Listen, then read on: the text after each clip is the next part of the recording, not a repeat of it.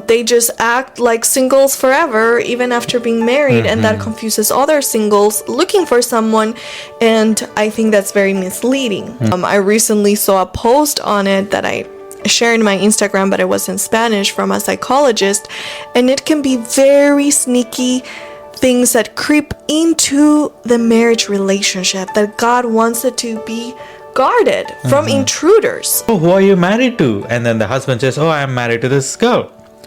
And all the other guy said was, oh, her? That's it. Since then, it went downhill. They both got divorced. That's a huge one. I had never thought about it in that way, but actually I can totally see it. And I've experienced it myself, and I've seen families that adopt that constant conversations on others.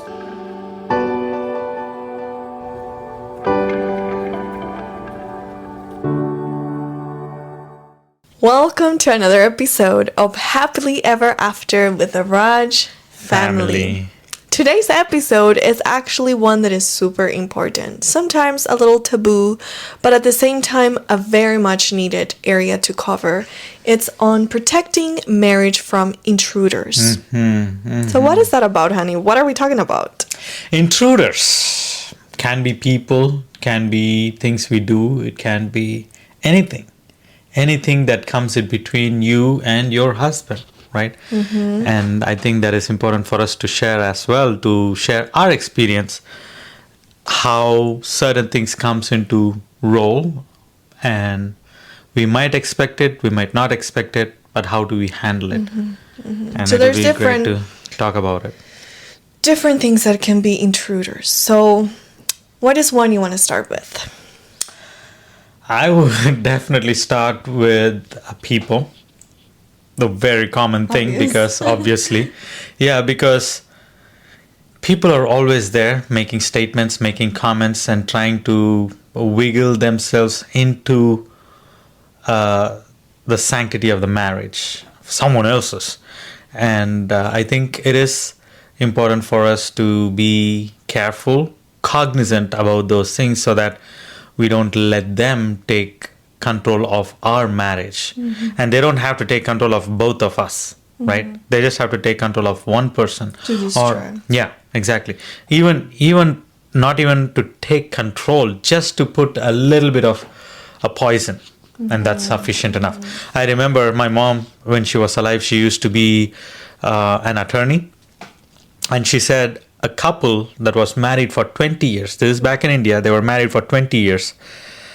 And this guy, the husband, he sees his friend after several years. He didn't know anything about this guy. Apparently they were, I think, high school friends or something. And so who are you married to? And then the husband says, oh, I am married to this girl. And all the other guy said was, oh, her? That's it. Since then, it went downhill. They both got divorced. They both were such a good couple. They really loved each other. Married for 20 years. It all came down to nothing because of one guy making a comment as, "Oh, that girl," And that's why it is very important for us. Now, that is not the common case with everything, but it just shows that how extreme things can go to if we are not careful. If the husband was really confident in who he married, he trusted her and really loved her to know who she is, and she knowing who he is, all those things were taken care. It wouldn't have come down to that part.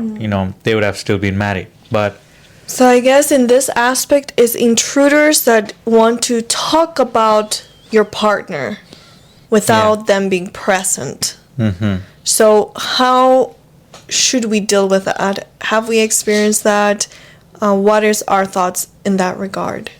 I think for me, like in one of our previous episodes, we shared, like, there was this person that came and spoke with me something negative things about you. This is while we were in relationship, knowing full well we are in relationship, talking negative things, and I came and spoke with you. That is the most important thing you do. The first thing is not blindly believe what the other person is saying, but go to your partner or your spouse and ask them if it is true or not. And you should know that you should have a good relationship with each other in the first place to truly 100% trust your spouse or your partner in that regard. Because if you don't trust each other in the first place, then whoever says whatever will come to become an issue. So I spoke with you, and then when you shared from your side, it was totally not the same. And I figured that the other person is just trying to ruin our relationship and by talking negative things. And that person might not even have done it intentionally. Some people just do it because that is what they are used to. So I'm not saying that person intentionally tried to separate us or bring contention between us. But, it's just sad, but it's just their way of living. And then if we do not have a solid foundation in our relationship, anytime a breeze comes and hits the tree, it's going to fall, Another thing, even though I don't think we've experienced it recently, but it's that it could be implemented in those case scenarios, is to ask the person, okay, you have something against this person, or you have something against my husband, or whoever it is, let's speak together about it. So not because when you divide someone and try to make them, hey, that person, or hey, your spouse did this and that, like, can we talk about it together as a group? Like, if you're really sure about what you want to say, let's talk about it together. And if you're not sure and you're afraid, like, what's the bigger issue behind this? What are you trying to do? Yeah. Are you trying to solve an issue? Are you trying to make things right? Or are you trying just to... what's the purpose? True. So, not to accept comments about our spouse without them being present. Exactly. That's very true, because then everything will be out in the open and both can talk about it, and then the other spouse can be aware or whatever. Be aware. If they are genuinely wrong, they can change. But what if they are not wrong? Do not be the middle person trying to connect or make things right with someone that is... Yeah. Another intruder that I think can come within marriage, I mean, definitely, there are many. I was going to say one, but I think I'm going to say another one. It's people that are trying to gain the interest. Sometimes you think, once you're married, people are going to respect that. Yeah. And that is how it should be. Yes. And we chose, because of different reasons, not to have the wedding ceremony in our wedding. That's generally a sign someone is married. And you Wedding. You said wedding ceremony. Wedding ring. Yeah, wedding ring as part of the ceremony. Yeah. We chose not to have the wedding ring as part of our ceremony and exchange of rings for different reasons. But generally, if someone has a ring, or if you know someone is married, then you respect and treat them as such. But we don't have a ring. So how do we deal with others knowing that we're married? What is our principle or stand in this? That's a very good aspect to talk about, because I have personally as well, but we have experience where some people speak as though they are single. They speak and everything sounds like they are single, but then they are not, and they don't have a wedding ring either. In my case, first thing what I do is I talk about you. I talk about my wife. I say, my wife is this, and my wife is back home, or my wife that, and whatnot. Somehow I'll make it a point that I am married. because wedding ring is just a formality. It's wedding ring does no magic there.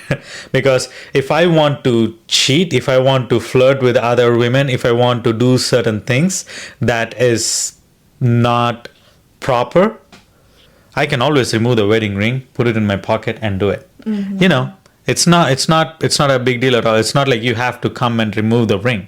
I can remove it anytime, put it in my pocket, do whatever I want to, talk whatever I want to, come back home, put the ring back on. It's true. So wedding ring is just a formality. It is in our heart. The marriage is in our heart. That comes out as an expression, right? So when I'm in public and I'm talking with other women, I will first talk about my wife. Greetings from my wife as well. Or my wife said this, and this. Oh, this is a very interesting conversation my wife would have. You know, I try to make it a point to share that I am married in the first place. Because I remember once I was talking to a girl and we were talking, and it sounded as though she was single. And then I shared that I was married, my wife, newly married. No, actually, was I married? Were we married? At that time, no. We were in a relationship. We were in a relationship. Yeah, that's right. We were in a relationship. And then I shared about you. And then later on, someone else tells me, oh, your husband, da da da da. I'm like, oh, so you're married. And here you're trying to talk with me as though you are single and you're free to flirt, you know. So I was taken aback, and that was my first experience. Is like, okay, I need to be careful whether they are married or not. I need to be in my part because I have a girlfriend, and then after marriage I have a wife, so I have to make that point very clear. They can share, they don't have to share. That's up to them. That's their logic or principle, whatever it is. I don't want to be in that page. No, it's so real. Like, some people go after rings as well. They like to flirt with married people. True. So rings doesn't protect you always, but your way, your demeanor, your way of talking, that you're happily married or that you're committedly married, says more than any other thing. But definitely, I also believe is if we are in person acting like a married couple, Exactly. in the sense like we're connected, we sit together as much as possible, but even if we don't, we're always talking like we are married. Exactly. And acting like we are married by God's grace, like not giving the occasion for others to think, oh, look at this single person on opportunity, like, because this happens a lot even within Christians, that they just act like singles forever even after being married, and that confuses other singles looking for someone, and I think that's very misleading. So keeping intruders from our marriage is also being secure in our marriage and being very open about our marriage from the start. From the start, because you don't want someone to start dreaming about you when they shouldn't. Exactly. Yeah. So that can be a really heartbreaking for someone. So just being open, you know, we're married, my husband, our family, this, just in conversations. So what other intruder? Another besides people. I mean, Well, there are there's people many in the people. We talk about people coming inside to kind of divide. Now people acting or not Like respecting the marriage. There's more on people, but which other one comes besides to your mind? people. Besides people or with people? Well, any Besides people, I would say work. I think we stressed about that part in the previous some episodes. There's many episodes, by the way, so you can watch them all in your free time. We refer to them because sometimes we feel like we're repeating stuff, but We are expounding, Yeah. repeat and enlarge. So I definitely would say work, because many times work comes into play into our personal life as well. And this is not just for the two of us, for many people, work comes into play, especially. So, like, there are a lot of benefits with the internet, with phones, with email, and all of that, but also there are negatives. And this is one of the biggest negatives, because people come home with work. So you're working 8 to 9 hours or even 10 hours at work, and then you come home, you bring all that work along with you, and you're working.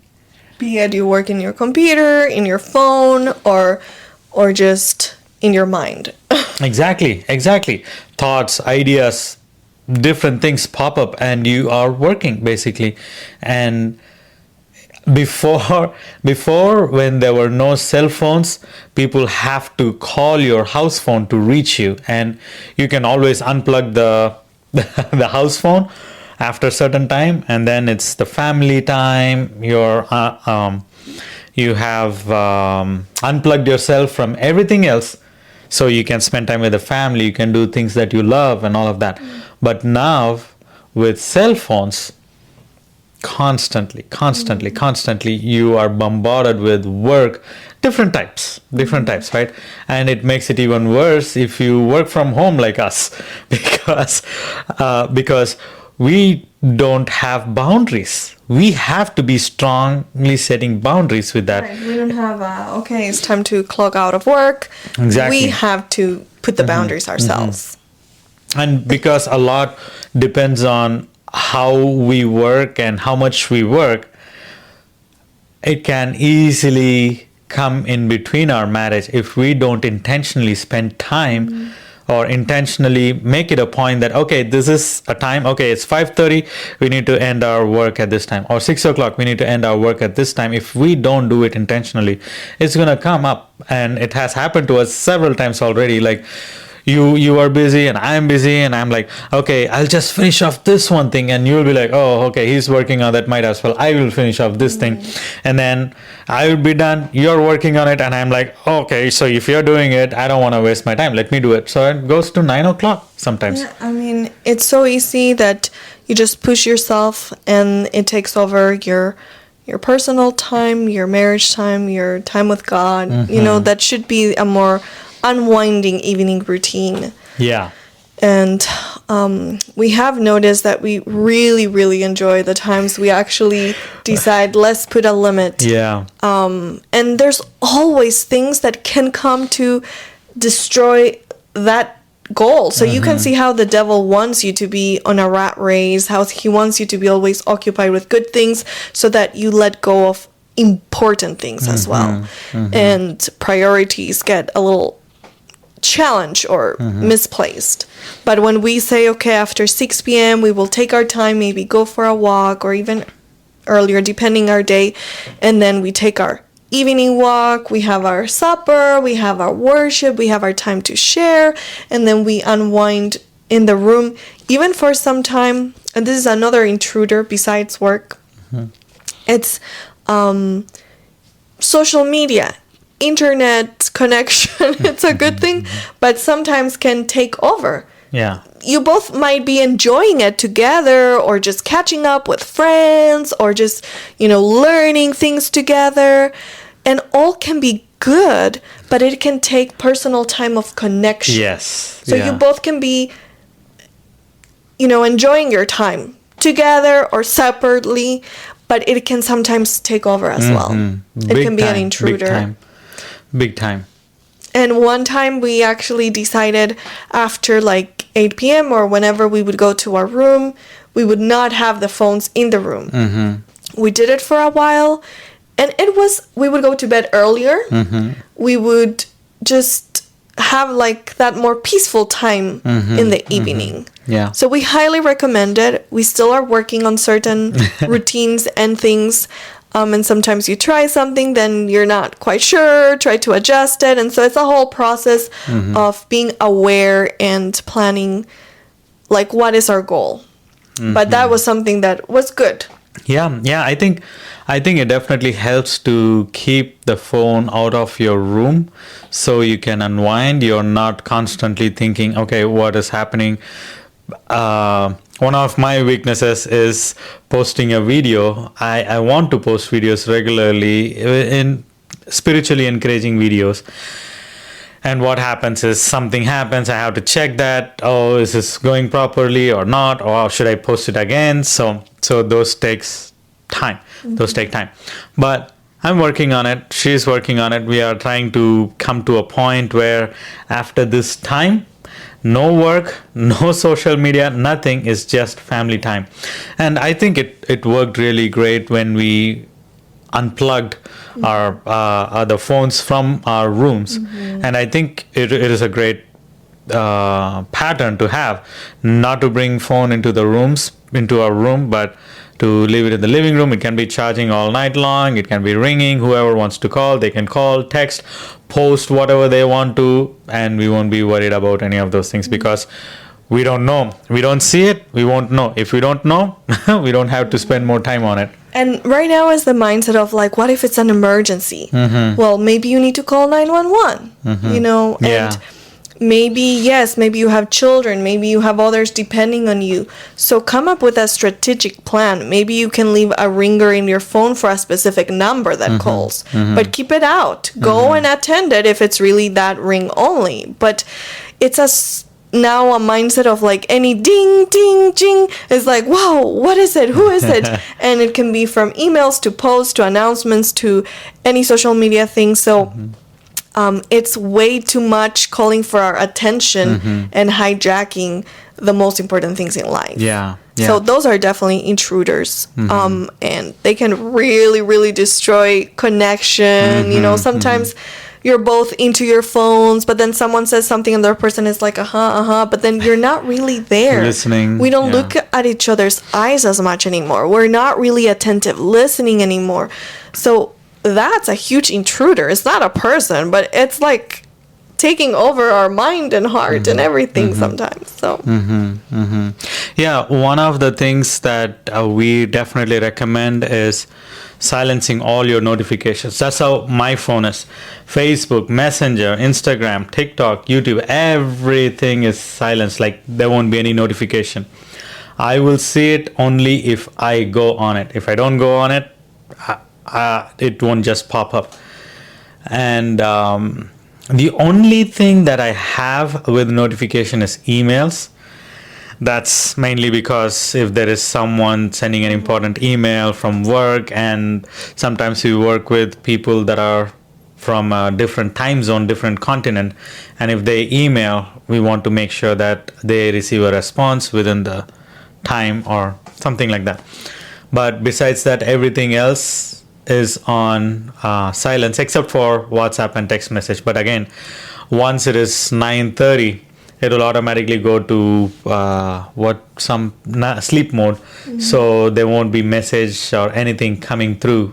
Only when I check it manually, I see it. If not, I see it only in the morning because I'm a goner. yeah, and if there's chats that are like groups with a lot of interaction, put them in archives. Like go and check them whenever you want, but you won't be disturbed. So it's minimizing distractions, I guess, decluttering the attention grabbers in our life so that we have more time for what we really want. Honestly. Any other? I was just about to share another one. Another intruder that comes in very sneaky is gossip. Many times we don't see it as a specific intruder. We are just having conversations. But the conversation is not necessarily about you and me. It's about someone else doing something that is not even related to us. But we are here trying to... Spending so much time Exactly. on something that is not helping anyone. Yeah. And I think that is one of the most sneakiest things. With social media, we can always do what I shared. Like we can always mute it, silence it, no notification, nothing. And only if you are tempted, it's between you and God. If you want to open the app and check, if not, it's not. Like because of that, recently I haven't been on Facebook that much. My max per day on Facebook is less than 5 minutes. If anything, it's probably on Instagram and TikTok, and that too, as I shared, and YouTube, just to see how things are going on, and it's not like so long. But with gossip, it's a very different thing. You are the only one that can control it, handle it, because there is no button to switch it off. There is no button to stop the notification. The button is here. So I think that also comes in very subtle, but sneaks into your personal life, where instead of talking about each other, talking about encouraging things and being a blessing to each other, here now we are talking about something that has nothing to do with us. Now, if there is something, we need to really define what gossiping is. We cannot like say, oh, every single conversation is a gossip. We cannot come to that part either. If we are talking about someone that we can help out, or we see certain things that need to be changed, or somehow that is going to help another person, we have to sharing about maybe an interaction or conversation we had, and we're just sharing with our spouse. That would be different. We will have to have those conversations, because if we don't talk about that, how long are we going to talk about just the two of us back and forth, And just to keep that connection about our lives, because we're not always together in everything. Exactly. So it's like that connection of, this is what my friends have shared, or this is what I talk with these people today, or the experience I had. So it's more like updates, maybe. Not necessarily gossip. So what gossip is gossip? Is more dwelling on the negative aspect of it and building our own stories based off of what the little information we have. Okay, he did this and she did that, and then we go all into this thing.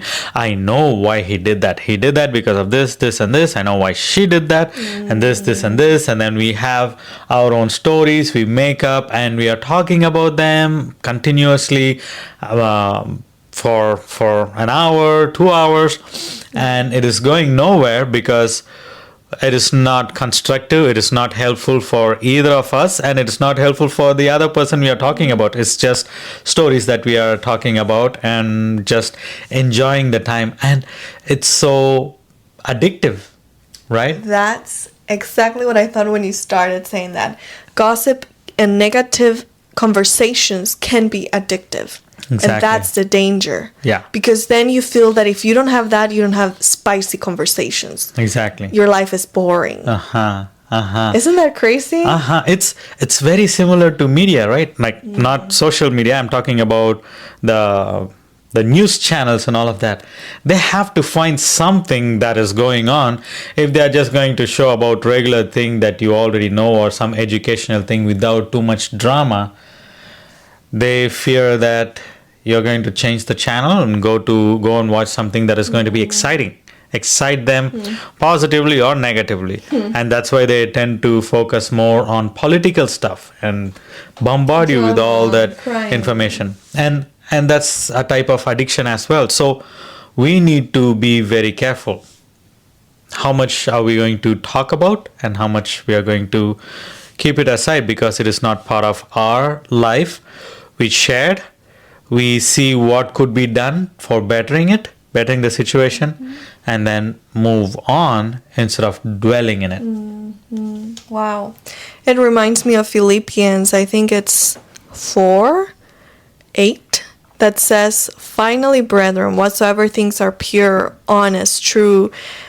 Basically, I'm paraphrasing. If there's good report, if there's any virtue, think on these things. So if things are building our marriage, I guess we can have a similar list. If these things are pure, honest, of good report, if they are not appearances of evil and dishonest and impure, and if they're uplifting for your personal life or for your marriage, go ahead. Yeah. Include them. But if not, be careful, because they might be intruders that may come with a little piece and get in and then take over your marriage, your own life, and your family. So Wow, that's a huge one. I had never thought about it in that way, but actually I can totally see it. And I've experienced it myself, and I've seen families that adopt that constant conversations on others, on negative things about others, not good things about others. Yeah. And that's their life.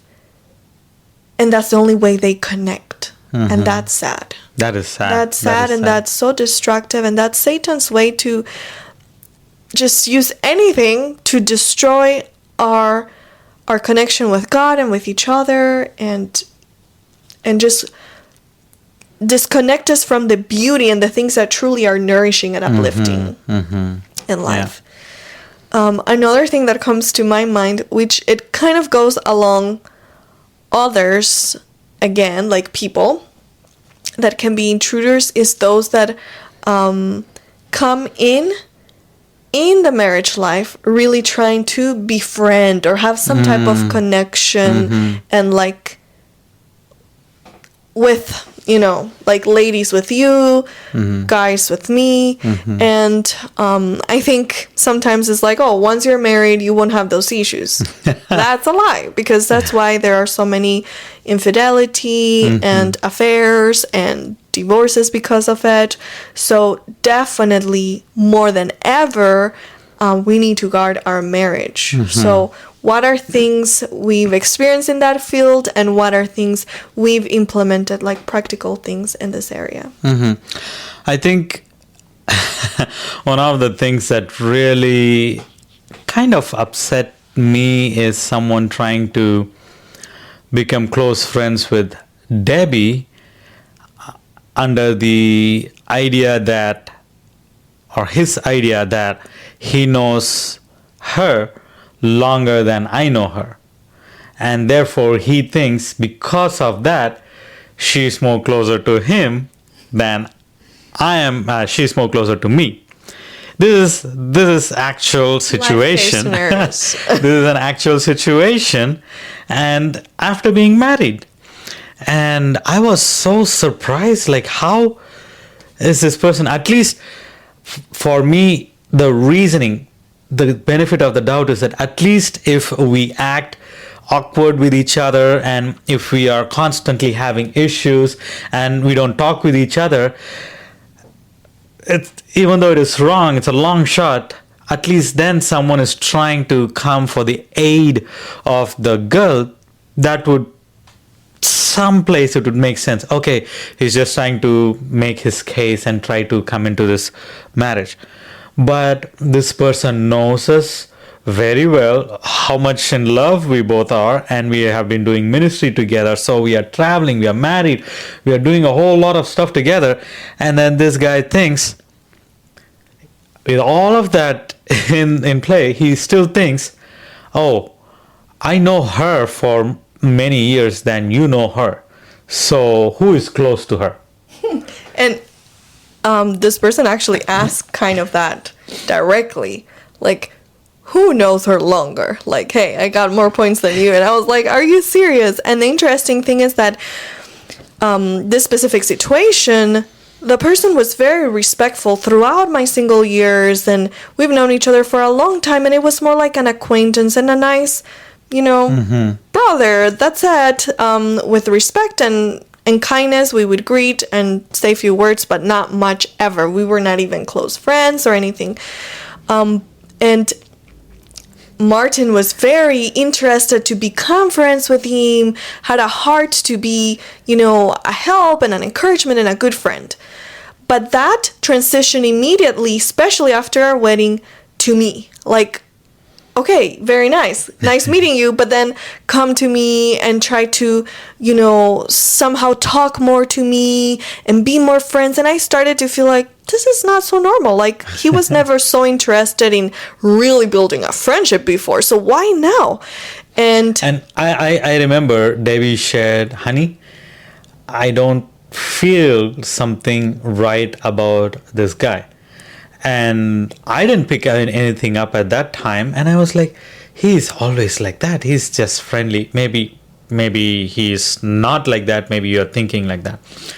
But a few weeks later, I'm starting to notice the same thing that she noticed it. I'm like, yeah, you're right. Like ignored kind of him, kind of say hi, because if not it would look really wrong. So like hi, but then it's like I was the focus and I started to feel uncomfortable. And then even greeting, it would be like a high five or just a handshake all the years before, but now it was like, oh, I want a hug and a closer hug. And I was like, this is just not feeling right, because number one, I'm married. Number two, it was never like this before, and why is there more closeness now?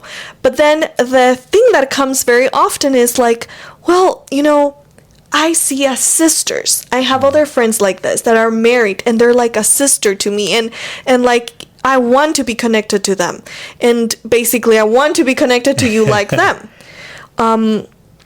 But we personally see it very differently. Mm-hmm. There's no sister, mother, or grandmother, or that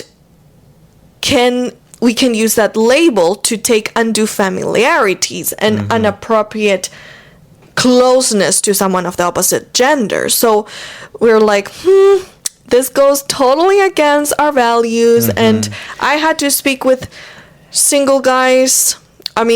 With guys when I was single, and as a married person, we will still have to keep doing that, putting our boundaries. If they don't understand body language, we will have to say, hey, brother, please respect this. And people might get offended or take it wrong, but hey, if we don't set boundaries, who is going to do that? Exactly. And it made it even worse. Debbie shared it a little bit, but I want to emphasize on that part because it was affecting me. We both would be walking and he would not even greet me. He would act as though I was not even present there. He would just go to her, greet her, shake hands with her, and he would not say a single word to me. I'm like, can you see me? I'm like, I'm present right here, like right here. But he would ignore me completely. And sometimes when we have different conferences happening, he would come. He would just say hi to me once, and then the whole conversation is with Debbie. I'm like, you're supposed to connect with me, not with her. You can say hi, you can talk, but at least talk with both of us. But it got to a point where he was just focused on her, just want to talk to her, just want to like squeeze her for the hug. And I'm like, okay, this is not right. Because I don't do those things with other girls, and she doesn't do with other guys, because we have certain principles. And then when once we were in a car, and he openly, without shame, he openly said, "Oh, I thought you would let your missus sit next to me," because he was the one who was driving the vehicle. And then, oh, that is not happening. In our marriage, we are very clear. I'll be the one who will be sitting next to you, not her. And if I'm driving, she'll be sitting next to me, not while you're driving. Just wanted to overdo it so that he will come back to the thing. And then he started going off. Oh, I don't know why you see it that way, and it's not wrong. There is another friend. Her husband is fine always, and she's always sitting next to me when I'm driving, and we always chat and chat and chat. I said, well, that is their marriage. They can do whatever they want to. In our marriage, what God put together, let no man asunder. He got upset with that. He did not like the fact that I brought Bible into the thing and God's principles for marriage. God put it as a sacred entity. He was so upset that I said that. And he said, I knew you were going to say this. I knew you were going to say this. Why so much hatred against married couple? Because they want to stay true to what God has put as principle. The devil hates it, and he will look for anyone without, maybe they don't really have intentions to destroy a marriage, but they want that liberality to get close and have familiarity. And this will have to be for another topic, emotional intimacy, and what is that, and how we need to guard it in marriage. I recently saw a post on it that I shared in my Instagram, but it was in Spanish from a psychologist. And it can be very sneaky things that creep into the marriage relationship, that God wants it to be guarded from intruders. And we can open those doors, and knowingly or unknowingly being naive and thinking, well, everyone is family, but the devil is the devil, and families get divorced. Not everyone is family forever with everyone. So we've seen that from our relationship till now in our marriage. It hasn't really changed. Actually, we have observed that it has been sometimes even more intense, some approaches, and but that many times, be there guys or girls, but especially guys that were like friends with me, they would get upset if now I would share, like, you know, you can be more friends with my husband, and we can be together friends, but I don't want to have that one-on-one friendship with you, excluding my husband, or that, you know, we are the close friends, but let's connect it now as a whole, because As now a family. we're one, and now we can be friends as family. But this is another area that we have a very strong conviction, and we both have agreed on that we can have friends together, or casual friends, but intimate, close, best friends of the opposite sex, and that only union, and that is unique to me with this guy, that it's an intruder to the marriage. And God is very clear. He said, leave father and mother, and also says that forsake all others. So if getting married is only to have sex with this person, but then all others can be still part, then we are transgressing the marriage vows. And so this is a serious thing, and we'll have to do another episode on it, because it's a big topic and with many other facets. Now, we do want to be very clear. This is something from our family, what we have set it together. Now, you need to pray to God, and you need to know what God has kept for your family. We want to be we want to follow everything that the Bible has said, what the principles that God has put in it. And that is why we are trying to keep certain things at bay and not bring into our marriage that is going to separate us. But we want to have good friendships. We want to have good friendships. And we have amazing friendships. And that's why we call it as family friends, because we become friends as families. Now, if there is a girl that I am friends with, I will introduce my wife, and she will be our family friend, not just my friend, unique to me. And same goes with her. That way you are saving a lot of heartaches that can come from it. It's not will, it can come from it, and most likely the devil will want to. So how do you avoid these different intruders? Now, with social media, we have spoken about it already. You can always put the notification on silence, and of course, from the phone you can put the limiting time or whatever. It will show you, okay, it's been an hour, so you need to get off your phone, whatever it is. Different apps have that as well. With people, we have also shared, okay, if someone is trying to come into the last scenario we spoke about, we are not just telling to share stories, but we want to draw lessons out of it, principles out of it. If you have that type of situation, or maybe you don't have and someone tries to do it in the future, how can you fix it? They should become family friends. If they don't want to become family friends, because Debbie has tried with some people, some guys, and they always get upset and back off, disappear. They didn't care about now our family. They just cared to have that special connection with me, and God gave me this husband, so I don't really want to have other guys that want to be exclusive, because that's not how God created marriage to be.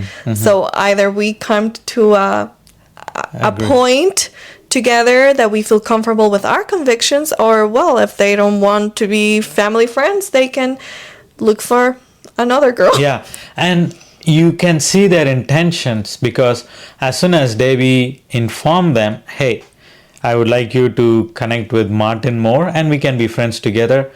They would always go silent. You don't know where they are or what happened.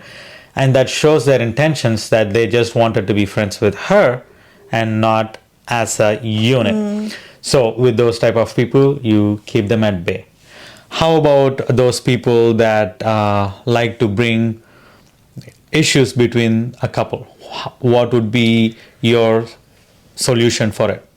Number one, we can stop them from talking about those things without the other person being present. Number two, if they do blabber out something and we cannot stop them, like, hey, I prefer we talk to it directly and don't bring it to me, because don't use me as a middle person type of thing. We can, if they just throw it out or somehow, then we can go directly to our spouse and share everything with them and hear the story that we can trust from our spouse. And yeah, stand together. Stand together as a unit and avoid those people that especially are known for maybe speaking about others, because they will speak about everyone, including you probably at some point. So like, don't trust those type of people. But if someone that maybe you trust and they share something, I would recommend maybe say, let's talk together about this. Because that would be the best thing. Yeah. The Bible even says, if you have something against your brother or sister, go and talk with them directly. So we shouldn't be talking to someone else. That in itself is gossip. And it can be from the spouse. Hey, your husband, your wife did this and that. And well, go and talk to them if you have something against them. Now, I have a question. What if someone, let's say a girl comes and talks with you and intentionally or specifically asks, what are some negative things going on in our marriage? That is a type of intruder too, right? Like wanting to know. What would be your solution for it? How would you react to it? I think we need to be cautious who is asking and why are they asking.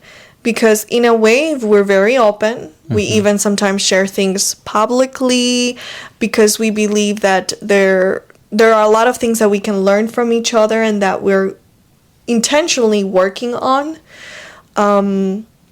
But if someone comes like, oh, what are you struggling with in your marriage?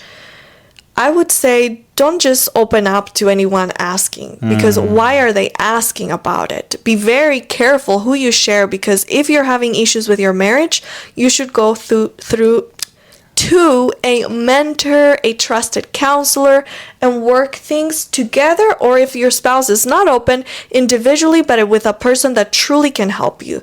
Because sometimes with friends, it's more like a way to be nosy and get into your business and then kind of tell you, oh no, this is not good, or you should walk away from that. And so friends or family will stand to defend you and try to help you move on, but not necessarily with the right tools, but maybe from their hurt, from their fears, from their stress. And we have seen this in marriages as well. Absolutely.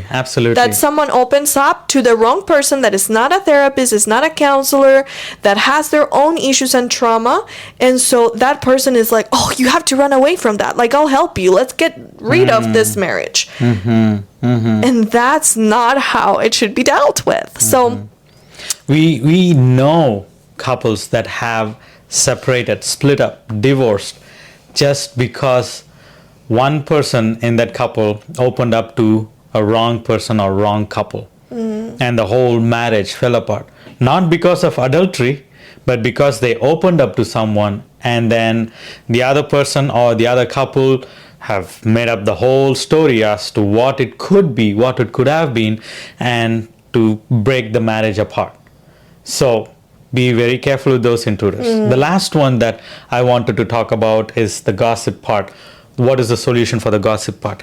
Pray. Pray to God. God, show me if I am a gossiper. Show me and make it clear to me if I am dwelling in talking about these gossips that is not helping me or the other person. Because naturally we have an inclination to gossip, inclination to negative things that is happening around us, and we are our mind is excited, and we want to know, we want to make our own comments, our judgments, and yada yada yada. But when we ask God to show us if we are gossiping, please help me to stop from gossiping, God will do it. You might not necessarily hear a voice, but God will impress you. And that would be a solution for you to turn off your notification there, that way. Yes, and I will want to leave you with a challenge that actually, let me grab a book here. Voila.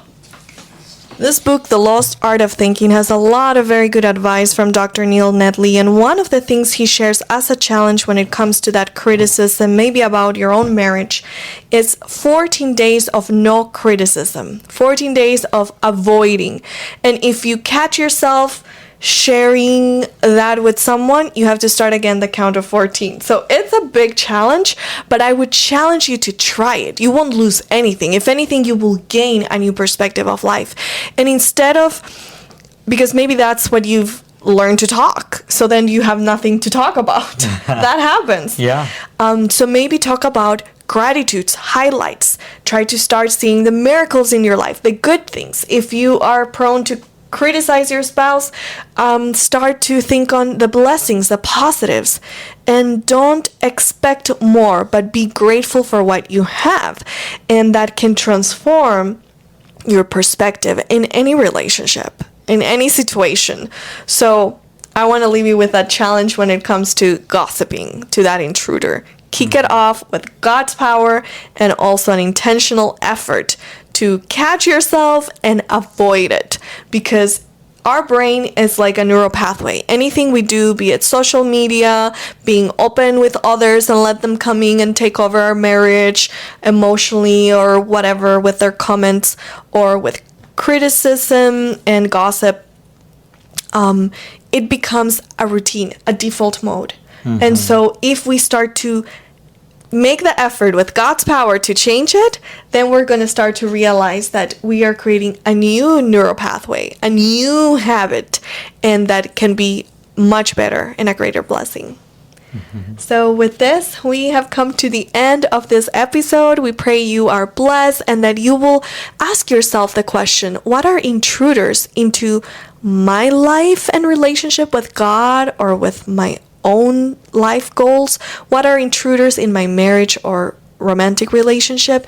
And God will show you the values and the things you need to adjust. So we pray God bless you, and we'll see you in the next episode.